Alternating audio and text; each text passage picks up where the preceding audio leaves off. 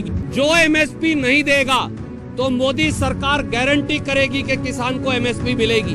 और अगर किसी बड़ी 5 कंपनियां जो मोदी जी लाएंगे खेत खरीदने के लिए, अगर उन्होंने एमएसपी नहीं दिया तो उन्हें सजा मिलेगी। अब सवाल ये खड़ा होता है कि अगर राजनीति नहीं हुई होती तो ये बिल 9 साल पहले ही आ चुका होता।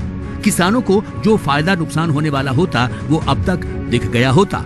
लेकिन देश में कुछ कंपनियों ने किसानों को सीधे ग्राहकों से जोड़ने की पहल कर दी है और इससे रोजाना सैकड़ों किसान और ग्राहक लगातार जुड़ रहे हैं। सबसे पहले हम आपको दिखाते हैं गुड़गांव के एक स्टार्टअप बीजक का काम। बीजक एक एग्रीटेक स्टार्टअप है जिसकी शुरुआत पिछले साल 2019 में अप्रैल के दौरान हुई थी और आखिरकार अभी तक किस तरीके का सफर रहा है जानने की कोशिश करते हैं। नुकुल जी, जब आपने पिछले साल अप्रैल में शुरुआत करी तब से लेकर अगर मैं लॉकडाउन के फेज से पहले तक की बात करूं तो आप लोगों का सफर किस तरीके का रहा और कुल मिलाकर आपका बिजनेस मॉडल क्या था? पूरा सफर जो है बहुत ही एक्साइटिंग रहा। बहुत कम समय में हम बहुत ज़्यादा लोगों तक पहुंच पाए, बहुत ज़्यादा लोगों से जुड़ पाए और जो हमारा विजन था कि ट्रांसपेरेंसी लाते हैं, पारदर्शिता लाते हैं कृषि के इस व्यवसाय में। मैं भी कृषि परिवार से जुड़ा हुआ हूं। मेरे साथ हम 5 लोगों ने जिन्होंने शुरुआत करी थी, सभी कृषि व्यवसाय से जुड़े हुए थे परिवार। बिट्स पिलानी से इंजीनियरिंग और वर्जीनिया यूनिवर्सिटी से एमबीए करने के बाद किसान परिवार से ताल्लुक रखने वाले नुकुल उपाध्याय इन्वेस्टमेंट बैंकिंग का बेशुमार पैसे वाला करियर छोड़कर किसानों की बेहतरी के लिए कुछ करने की सोचते हैं। कृषि क्षेत्र की बारीकियों को समझने के लिए एक एग्री कंपनी में कुछ महीनों के लिए काम करते हैं। क्या आप दिखा सकते हैं कि किस तरीके से जो आपका मोबाइल प्लेटफॉर्म है उस पर किस तरीके से जो बीजक है वो काम करता है और कैसे ग्राहक इससे जुड़ सकते हैं और कैसे ओवरऑल प्रोक्योरमेंट और जो किसानों के बीच की जो पूरी की पूरी चेन है वो किस तरीके से काम करती है? तो अभी जैसे ये ऐप है, सो हम 2 वर्जन होते हैं ऐप के, एक किसी भी खरीदार के लिए और एक किसी भी विक्रेता के लिए। वो विक्रेता किसान हो सकता है, वो विक्रेता एक छोटा एग्रीगेटर हो सकता है, लोडर हो सकता है, उस गांव का सबसे पढ़ा लिखा बंदा हो सकता है जो बाकी लोगों के लिए ऐप चला रहा है। हम उसको ऐप में मल्टीपल कई भाषाओं में ऑप्शन रहता है ताकि वो अपनी लोकल लैंग्वेज में ऐप इस्तेमाल कर सके।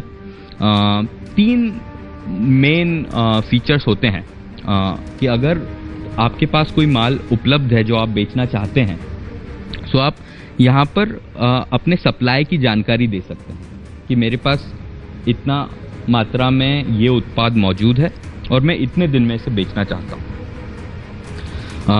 उसके अलावा जो हम देखते हैं कि वो बाकी खरीदारों का सारा डेटा भी यहाँ पर देख सकता है।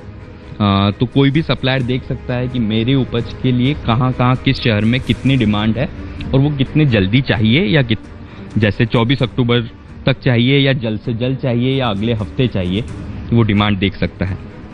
इसके अलावा जो एक फीचर बहुत हमारे यूजर्स पसंद करते हैं वो एक वेरीफाइड खरीदार खोजने का होता है, जहां पर सारे खरीदार उनकी रेटिंग्स के साथ बीजक द्वारा वेरीफाइड, सो फिजिकल वेरिफिकेशन और उनके पिछले 50 या 100 ट्रांजैक्शंस जो हुए हैं उनके डेटा के बेसिस पर हम वेरीफाई करते हैं खरीदारों। बीजक का बिजनेस मॉडल क्या है?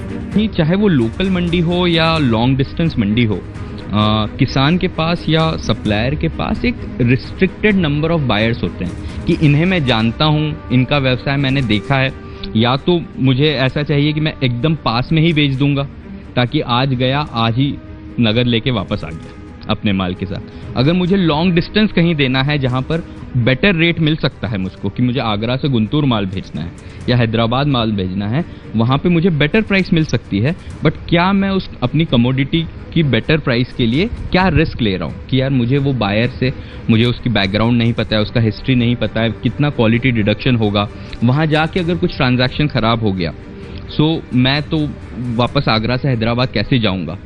उन सारी कंसर्न्स को बीजक उनके लिए रिजॉल्व करता है। इससे किसानों और ग्राहकों का क्या फायदा है? बिल के बाद ज्यादा ऑप्शंस अवेलेबल होंगे किसान को कि वो ज्यादा जगहों पे माल बेच पाएगा, प्राइवेट प्लेयर्स का पार्टिसिपेशन इंक्रीज होगा।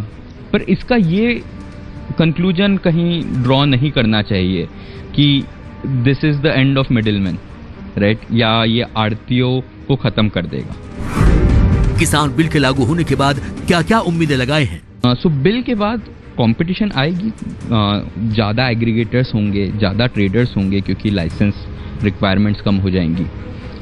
बट फिर भी एग्रीगेट करने के लिए, सॉर्टिंग करने के लिए, ग्रेडिंग करने के लिए, कैपिटल रिस्क लेने के लिए, प्राइस रिस्क लेने के लिए मिडिलमैन अपना रोल निभाते रहेंगे। Mandi as a destination for price discovery, क्योंकि प्राइस डिस्कवरी का अभी भी और कोई ऑल्टरनेटिव क्लियर नहीं है। कि इस अरीना में, इस फील्ड में काम करने वाली कंपनियों की बात करें तो उनका यही मानना है कि ये तमाम बिल पास होने से जो पुराने पेचीदा कानून थे वो कहीं ना कहीं कम होंगे और जाहिर सी बात है कि किसानों के सामने ज़्यादा विकल्प आने वाले समय में बाजार में